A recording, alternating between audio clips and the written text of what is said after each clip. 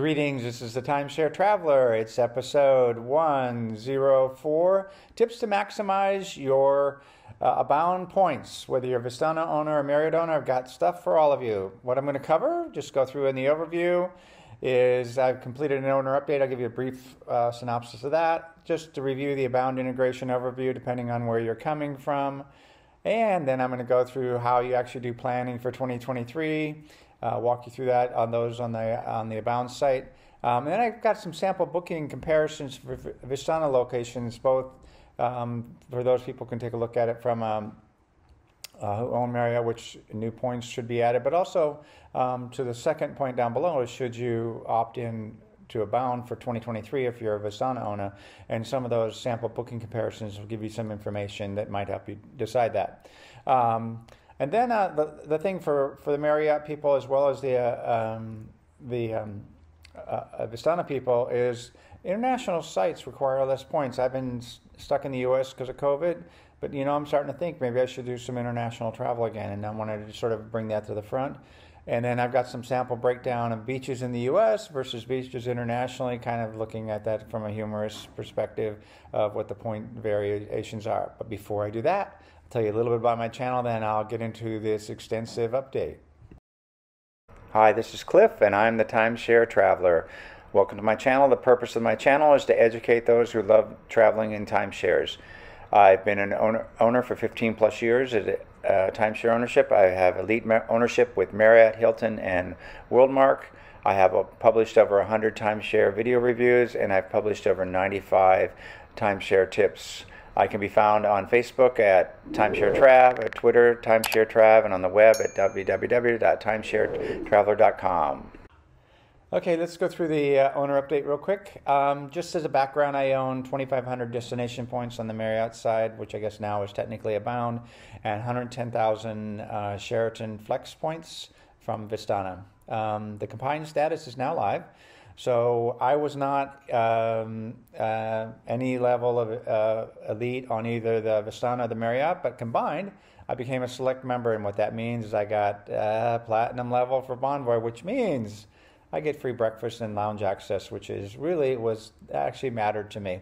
And the only option they now have is to buy Marriott points or destination points or Abound points. They're all the same. And now, originally we were talking Q4. That may happen, but the points are loaded in 2023, and that's when I think the booking will be able to start at the earliest. And maintenance, last point was the maintenance fees are now due. I actually paid them because I was doing some comparison, and I'll show you that in my comparisons charts on what it costs to stay at different locations. Just to quickly go over the Abound integration overview, if you're a Marriott owner, access to the current Marriott timeshare locations, and you get access to the Western Sheraton timeshares. If you're logging in now, and this is in November 2022, you'll note, at least last time I logged in a couple days ago, it would not let you yet book the Sheraton sites. And you use your current destination points, those are your Abound points. If you're a Vistana owner, you have access to your Vistana ownership, and you'll have access to the Marriott timeshares via Abound. Don't yet know how that process will occur. It's scheduled to occur before January of 2023, so we have a couple months before that happens. And again, if you own both, like I do, you can decide each year which way to best use those points, and that's what I'm going to cover here in just a minute. In other words, is it better to bring them all in, or is it better to use them? That's what I'll be discussing. Vacations Club or Abound website, and I want to walk through the planning you can do. I don't know if you're just a Vistana owner, if you have access to this, but if you're a club, you definitely do. I don't know how to do this if you're just a Vistana. I happen to be both a Marriott and Vistana, but let me show you the planning you can do. So if you go under Use Points, Plan, select Points Chart, and then you can make sure you choose 2023, because that'll open up all the planning charts for all the Vistana ones. And what you do, here's an example of Sheraton, just because it's the first one I came to. Click on View Charts Points. and it'll send you back, and you can see the points for the various times, which is quite a bit different. I don't think there were quite as many seasons in the Vistana site as there are in the Marriott. So one of the things you can do is compare, if you're a Vistana owner, and I have a chart of some examples of that, of whether it makes sense to opt in or not. And those of you that are Marriott people, you can go, okay, well, now I have all the Vistana sites. Where do I want to go in 2023? So you can actually start planning all of your vacations. And if you want to just go back, it opens a PDF file up. So you then can go back and select another one. So you can then have multiple open. I don't know that there's the Myrtle Beach Ocean Watch. So you can then say, okay, I want to go to the Myrtle Beach. Do I want to do the Marriott one, or do I want to do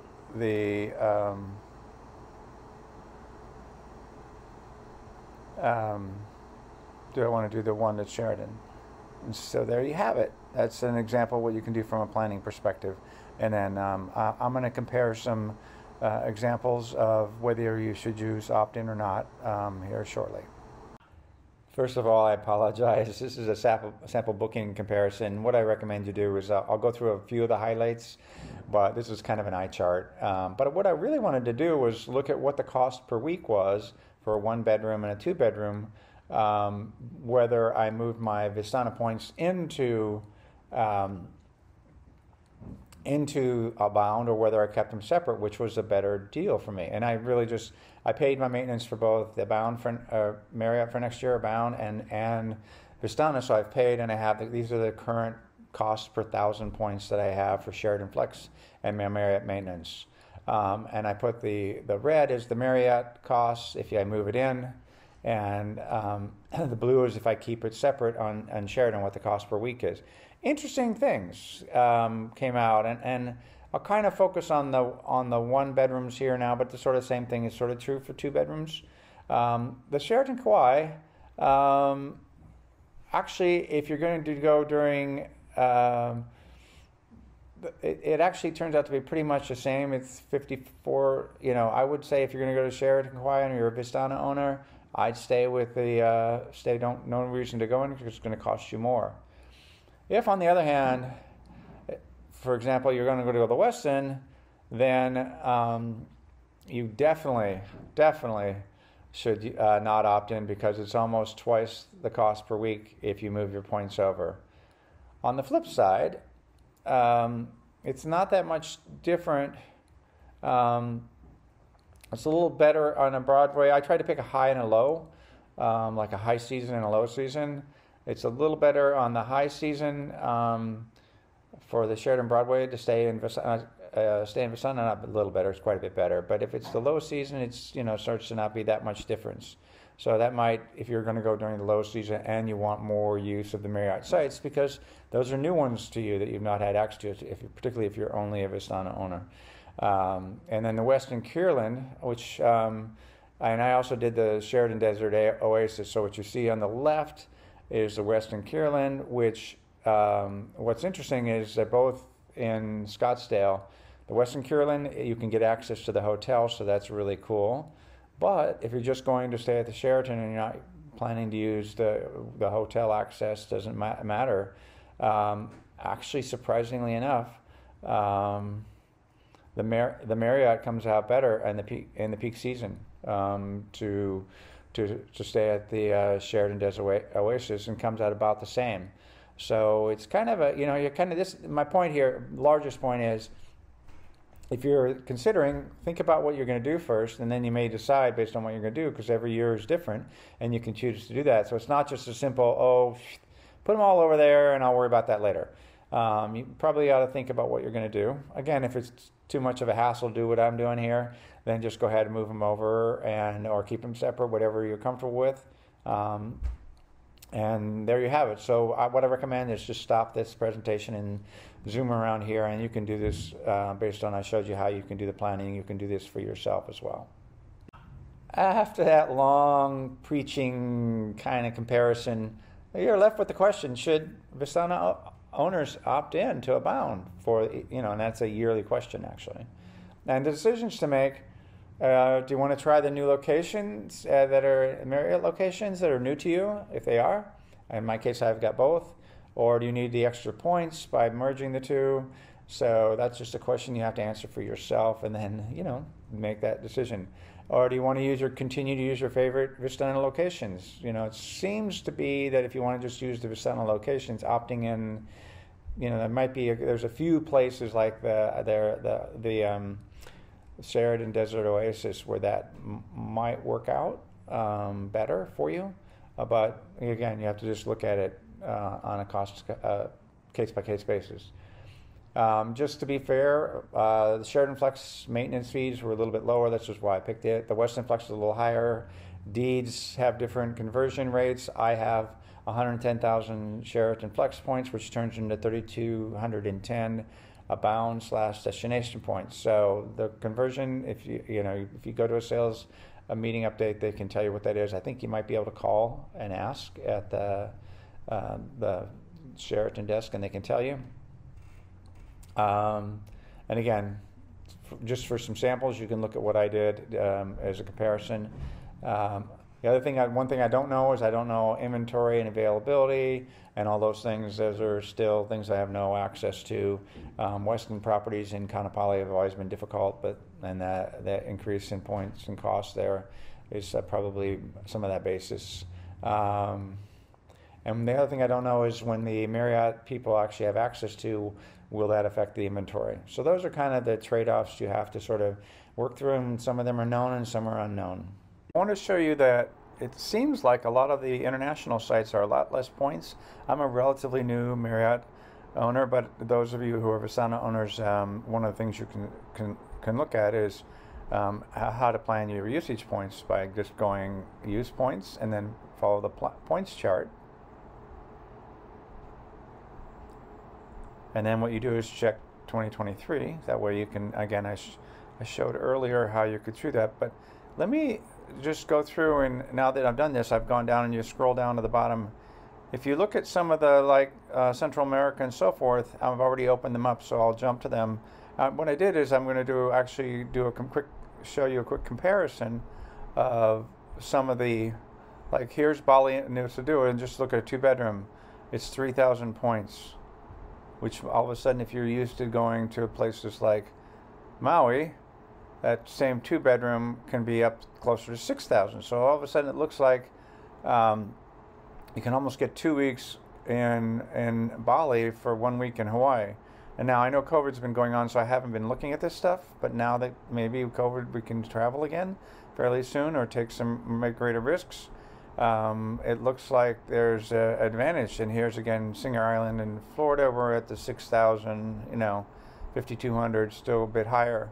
And so then now you go to Mallorca, Spain for the 2-bedroom. It's, that goes up to 4,000, but it's still quite a bit less. If you pick the sort of winter time, I guess it would be, you can go there for 2 weeks as opposed to 1 week in Florida. And then the new Costa Rica, even the 2-bedroom, you can see that it goes up to a little bit over 4,000. But again, you can get quite a bit better value internationally than you can domestically.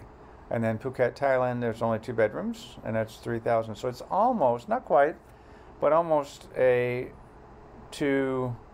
obviously here in January to 2026, there must be some event, and Christmas in Thailand and New Year's. But other than that, it's a pretty good deal to go to Phuket or Bali or even Mallorca, which are nice warm weather similar to Florida and Hawaii, and you can do that for a lot less points.